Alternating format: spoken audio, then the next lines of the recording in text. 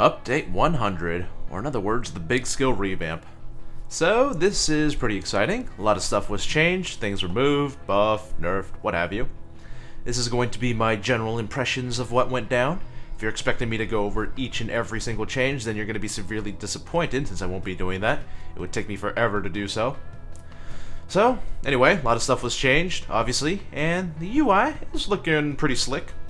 I think the entire mentality for the changes that took place were replacing skills that were usually deemed worthless or buffing them quite a bit to make them a lot more enticing. One thing that I think is probably one of the best changes that I like is when remaking the skills, a lot of the similar skills are now consolidated into one tree, or rather one subtree. Like this left side of Mastermind, Medic, this is for all of the medical supply skills as well as Inspire. And Enforcer, this middle tree, Tank, for all of the armor skills, whereas before it would be split between Enforcer, Technician, Fugitive. Now, all one subtree. Ghost, Shinobi, this is where all the stealth skills are. This makes it real easy for making certain and specific builds.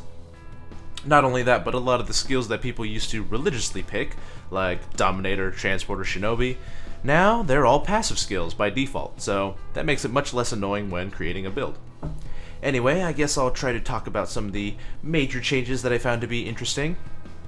As I mentioned, this is all of the skills for medical supplies as well as reviving people and Inspire. Inspire, it did get nerfed. There is a 100% chance to revive someone when you shout at them, but this has a 20-second cooldown, so you're gonna have to play a little bit differently with Inspire from now on. Uppers also got buffed, so if a teammate dies on top of a mini-med, they'll, well, instead of dying, they'll just take the health. That's cool. Controller, this is where all the Joker stuff went to. You can get some pretty tanky Jokers with Joker, Partner in Crime. Confident, this is the biggest major change for Jokers. You can now have 2 converted enemies, so you can have 2 converted Jokers, as well as 2 dominated guys. And when this is partitioned across all the people in the lobby, if everybody has this skill, then you can have a whole little army of Jokers and dominated guys. Stockholm Syndrome. Now this is probably one of the biggest changes in the entire skills, or out of all of the skills, I mean. So, civilians are intimidated by the noise you make, and they remain intimidated 50% longer. That is old Control Freak. And the Ace version, your hostages will not flee when they have been rescued, and whenever you go into custody, one of your hostages will trade themselves in for you. Now that is a very, very generous fallback.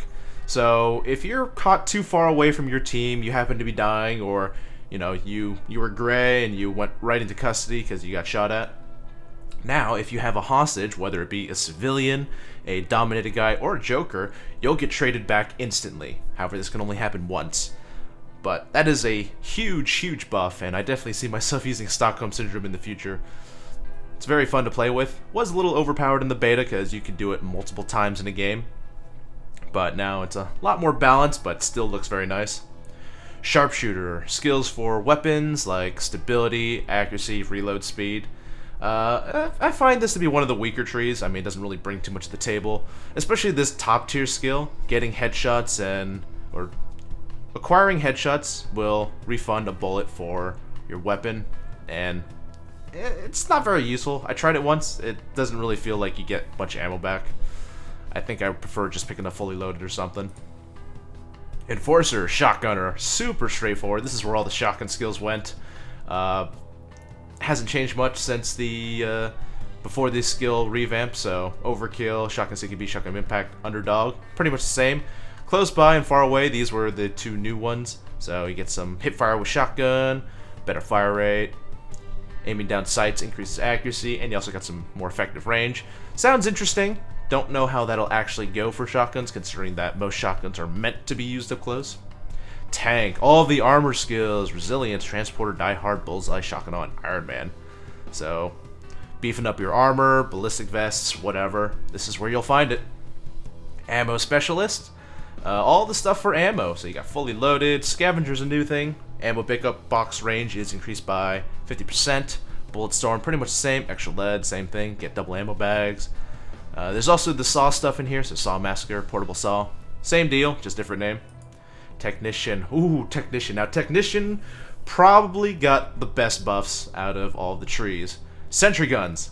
They are glorious. You can have 6 of them, You can pick them back up if they're destroyed or if they're out of ammo. You can place them again. You can move them. They have 2 different fire modes. AP round, which is armor penetration, which will go through shields and stuff.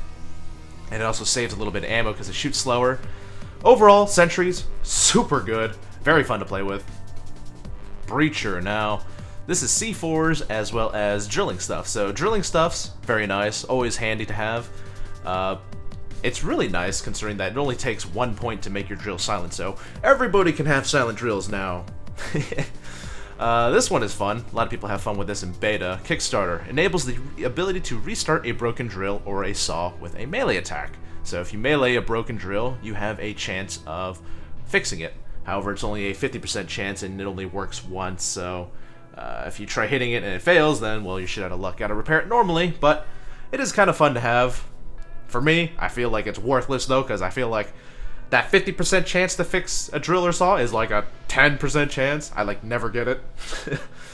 C4s. C4s are very interesting now. They increase the amount you can get by a shit ton, and they also become fire traps if you pick up this skill, which essentially is the same as a Molotov. Complete area of denial. Pretty fun to play with, super useful. Before, C4s, basically you got them for shape charges, just to open doors. But now, it might be a little more useful, and might be more fun to play around with. This, kind of the same as Sharpshooter from Mastermind, Oppressor. Mostly weapon stuff, so reload speed, accuracy. Heavy Impact used to be OP in the beta, but they changed it. This is to stagger enemies by shooting them.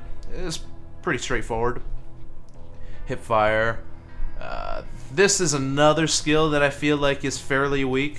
So some of the headshot damage bonus you would normally get is now applied to body shots, but I mean usually you shouldn't be going for body shots anyway. You should be just going for headshots.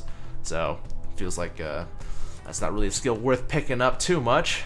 Ghost, super straightforward. This is all the stealth skills. Body bag, Sixth Sense, Chameleon, ECM Overdrive, Nimble, this was lockpicking. ECM, this is for opening doors. Specialist, increased duration, you get 2 ECM jammers. Very straightforward. Very easy to build for stealth now, because basically if you want to have a stealth build, just go up this tree. Artful Dodger, all of the dodge skills.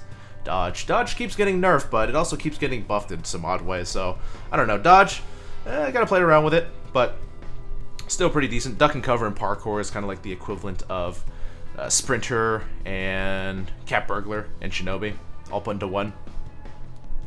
Inner pockets. Ooh, I like inner pockets and optical illusions. These increase your concealment for different setups. So for this one is your melee weapon and ballistic vests. This one is for silence weapons.